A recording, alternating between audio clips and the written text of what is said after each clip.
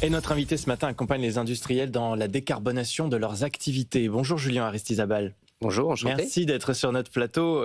Soyez le bienvenu, vous êtes directeur général cofondateur de Dametis. Grâce à vous, les entreprises peuvent optimiser leur consommation énergétique. Tout à fait. On a donc une green tech qui accompagne les industriels pour catalyser la transition énergétique et environnementale sur les usines de production. Et donc pour ça, vous faites des jumeaux numériques. Alors ça, c'est un terme un peu à la mode. On en parle assez régulièrement dans plein de domaines, dans le domaine de la santé, dans le domaine de l'industrie évidemment. Et donc vous faites. Alors il faut que vous nous expliquiez concrètement, parce que c'est encore quelque chose qui reste un peu vague pour la plupart des gens. Jumeaux numériques d'une usine, c'est quoi? C'est vous arrivez, vous scannez l'entreprise et on a une modélisation 3D qui va me permettre d'avoir une sorte d'usine parfaite que je vais essayer de répliquer. C'est comme ça que ça fonctionne? Alors oui, on fait ça. On a d'autres activités, mais pour répondre très concrètement, jumeaux numériques jusqu'à maintenant, c'était une espèce de modélisation très souvent assez macro de l'usine.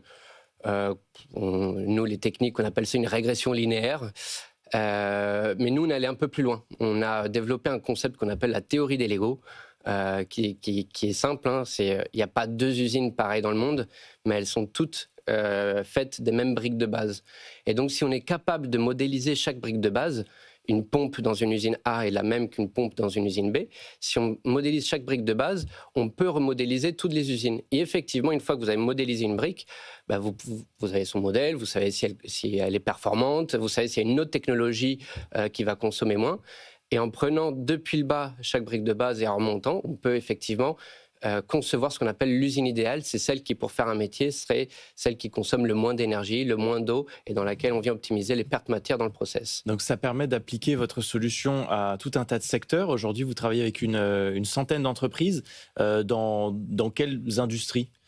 Aujourd'hui, on travaille sur tous les secteurs, vous l'avez dit, des industriels ils ont des utilités énergétiques classiques.